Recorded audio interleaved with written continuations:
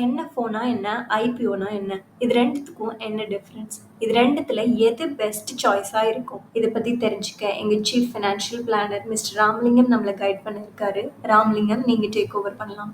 Mutual ஃபண்ட்ல NFO அப்படின்றது new fund offer.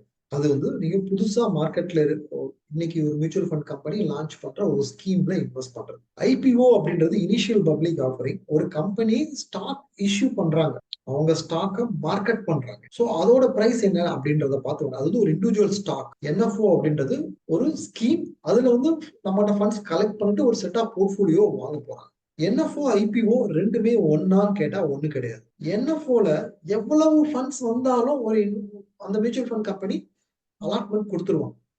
அங்க வந்து எனக்கு அலாட் பண்ண, நான் வந்து 1000 அலாட் பண்ண, 1000 யூனிட்க்கு அப்ளை பண்ணேன், எனக்கு வந்து 100 யூனிட்ஸ் தான் அலாட் ஆயிருக்கு. நான் 1000 யூனிட் அப்ளை பண்ணேன், எனக்கு அலாட்மெண்ட்டே கிடைக்கல. இந்த சிச்சுவேஷனே என்எஃப்ஓல வராது. ஆனா ஐபிஓல அப்படி இல்லை. உங்களுக்கு ஃபுல் அலாட்மெண்ட் கிடைக்கும்னு சொல்ல முடியாது. அலாட்மெண்ட் கிடைக்காமலும் போகலாம், ஃபுல் அலாட்மெண்ட் கிடைக்கவும் செய்யும். பிளஸ் கெயின் ஆகும்போது ஒரு வின்ஃபால் வந்து லிஸ்டிங்ல கிடைக்குமா அப்படின்னா ஐபிஓல அதுக்கு ப்ராபபிலிட்டி இருக்கு. பட் வின்ஃபால் லாஸ் ஆகிறதுக்கும் அங்க ப்ராபபிலிட்டி இருக்கு. என்எஃப்ஓல வின்ஃபால் இல்லை. என்எஃப்ஓல வந்து என்னன்னா அன்னைக்கு மார்க்கெட் எப்படி இருக்கு, நீங்க ஒரு போர்ட்ஃபோலியோல இன்வெஸ்ட் பண்ணுவாங்க ஃபண்ட் மேனேஜர்ஸ். ஓப்பன் ஆகும்போது அந்த போர்ட்ஃபோலியோ மேல போயிருக்கா இல்லையா, இதை பொறுத்து என்எஃப்ஓட ரேட்ஸ் மேல போகும், கீழே வரும். சரிங்களா? ஸோ என்எஃப்ஓக்கும் ஐபிஓக்கும் வாஸ்ட் டிஃபரன்ஸ் இருக்கு. இந்த என்எஃப்ஓவா ஐபிஓவா இன்வெஸ்டார் எதுல இன்வெஸ்ட் பண்ணலாம் அப்படின்னு கேட்டீங்கன்னா, என்னுடைய பதில் வந்து இன்னொரு 3வது ஆப்ஷனை நோக்கி போகும். என்னன்னா, என்எஃப்ஓ அப்படின்றது நியூ ஃபண்ட் ஆஃபர். அதுல வந்து ஃபண்ட் மேனேஜர் எதுல இன்வெஸ்ட் பண்ண போறாரு அப்படின்றது தெரியல.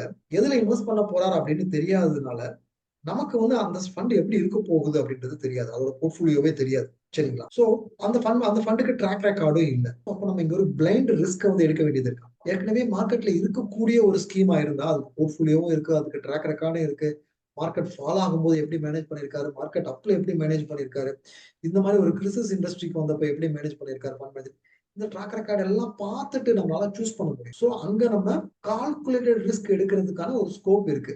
என்எஃப்ஓல பிளைண்ட் ரிஸ்க் மட்டும் தான் எடுக்க முடியும். அதனால என்எஃப்ஓ கம்ப்ளீட்டா ஒரு இன்வெஸ்டர் அவாய்ட் பண்ணும்.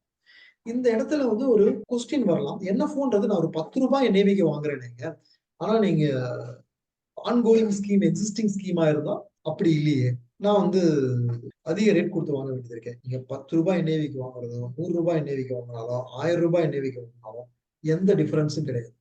நீங்க 1 கிராம் கோல்டு காயின் 1 வாங்குறீங்க, 10 கிராம் கோல்டு காயின் 1 வாங்குறீங்க, ரெண்டுக்கு ஏதாவது டிஃபரன்ஸ் இருக்கா?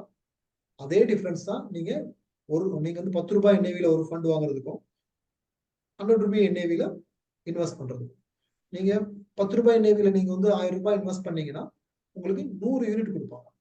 100 ரூபாய் என்ஏவில நீங்க வாங்குனீங்க அப்படின்னா 10 யூனிட் கொடுப்பாங்க. எண்ட் ஆஃப் த டே உங்களுக்கு 1000 ரூபாய் வேல்யூ ஒர்த் ஆஃப் யூனிட்ஸ் தான் இருக்காங்க. மார்க்கெட் 10% மேல போச்சுன்னா இங்க 1000 ரூபாய் 1010 ஆகும், 1000 ரூபாய்ன்றது 1100 ஆகும், இங்கேயும் 1100 ஆக போகுது. 10% கீழே வந்தா இங்கேயும் 10% கீழே உள்ள போகுது. ஸோ அண்டர்லைங் போர்ட்ஃபோலியோ என்ன, அதை ஃபண்ட் மேனேஜர் எப்படி ப்ராப்பரா மேனேஜ் பண்ண போறாரு, இதுதான் டிசைடிங் ஃபேக்டரா இருக்கு. என் யூனிட் பிரைஸ் வந்து டிசைடிங் ஃபேக்டரே கிடையவே கிடையாது. என்ஏவி கம்மியா இருக்குது அப்படின்றது ஒரு சேல்ஸ் ஜிம்மிக். அதுக்காக வந்து நான் வந்து என்எஃப்ஓல இன்வெஸ்ட் பண்றேன் அப்படின்றது ரொம்ப தப்பான முடிவா இருந்தா, அதனால நீங்க எக்ஸிஸ்டிங் ஃபண்டையே சூஸ் பண்ணுங்க. எக்ஸிஸ்டிங் ஃபண்டை சூஸ் பண்ணும்போது அந்த ஃபண்ட் மேனேஜர் நினைக்கிறாரு, ஓகே இந்த மாதிரி புதுசா ஒரு கம்பெனி வருது, அந்த கம்பெனில இந்த மாதிரி ஒரு ஐபிஓ வருது, அந்த ஐபிஓ நம்ம இன்வெஸ்ட் பண்ணலாம், அவர் பண்ணுவாரு. இல்ல இந்த ஐபிஓ சரியில்லை, இந்த ஐபிஓ அவாய்ட் பண்ணலாம், அவர் பண்ணிப்பாரு. ஸோ டைவர்சிஃபைட் ஈக்விட்டி ஃபண்டுக்கு போயிட்டீங்க அப்படின்னா உங்களுக்கு பெட்டரான ஆப்ஷன் வந்து இருக்கும். அப்படி இல்லைங்க, நான் வந்து ஐபிஓ மட்டுமே ஃபோக்கஸ் பண்ணிட்டு இருக்கிற ஒரு இன்வெஸ்டரா வந்து நான் இருக்கேன், இப்போ நான் என்ன பண்றது அப்படின்னு கேட்டீங்கன்னா, மியூச்சுவல் ஃபண்ட்ஸ்ல இதுக்குன்னே ஒரு ஸ்பெசிஃபிக்கான செக்டார் ஸ்பெசிஃபிக்கான ஒரு ஃபண்டுன்னு சொல்லுவோம், தீமேட்டிக் ஃபண்டுன்னு சொல்லுவோம். அந்த மாதிரியான ஒரு ஃபண்ட் இருக்கு. அதாவது ரீசெண்ட் ஐபிஓஸ்ல மட்டுமே இன்வெஸ்ட் பண்ணக்கூடிய ஒரு ஃபண்ட் வந்து இருக்கு. ஸோ அந்த மாதிரியான ஐபிஓ பேஸ்ட் ஃபண்ட் இருக்கு. அது எல்லா ஐபிஓ ஃபண்ட்லயும் இன்வெஸ்ட் பண்ணும்.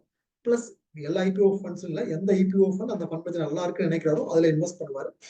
அந்த ஐபிஓ ஃபண்ட் தொடர்ந்து எவ்வளவு நாள் வரைக்கும் வச்சிருக்கலாமோ அவ்வளவு நாள் வரைக்கும் அவர் வச்சிருப்பாரு. ஸோ இந்த மாதிரியான ஃபண்ட் வந்து இருக்கு, டில் வைஸ்ல இருக்கு இந்த ஃபண்ட். அதுல நீங்க அந்த மாதிரி ஃபண்ட் வந்து நம்ம சூஸ் பண்ணி இன்வெஸ்ட் பண்ணலாம்.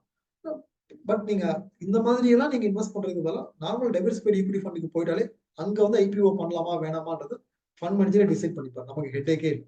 உங்களுக்கு இந்த டாபிக்லயோ ஆர் வேற ஏதாவது இன்வெஸ்ட்மெண்ட் ரிலேட்டட் டாபிக்ஸ்லயோ டவுட்ஸ் இருந்தா எங்க ஃபினான்ஷியல் எக்ஸ்பர்ட்ஸ் கூட டைரக்ட் அப்பாயின்மெண்ட் புக் பண்ணிக்கலாம். அப்பாயின்மெண்ட்கான லிங்க் டெஸ்கிரிப்ஷன்ல இருக்கு, செக் பண்ணிக்கோங்க. ஆல்சோ ஃபைனான்ஸ் அண்ட் இன்வெஸ்ட்மெண்ட் பத்தி இன்னும் நல்லா தெரிஞ்சுக்கணும்னா எங்க லைவ் வெபினார் ஜாயின் பண்ணிக்கோங்க. வெபினார்க்கான லிங்க்கும் டெஸ்கிரிப்ஷன்ல இருக்கு, செக் பண்ணிக்கோங்க. இந்த webinar full and full free. உங்களுக்கு இந்த வீடியோ பிடிச்சிருந்தா லைக் பண்ணுங்க. ஃபைனான்ஸ் பத்தி தெரிஞ்சுக்கணும்னு நினைக்கிற உங்க ஃப்ரெண்ட்ஸ் அண்ட் ஃபேமிலிக்கு ஷேர் பண்ணுங்க. ஆல்சோ மறக்காம சப்ஸ்கிரைப் பண்ணிக்கோங்க.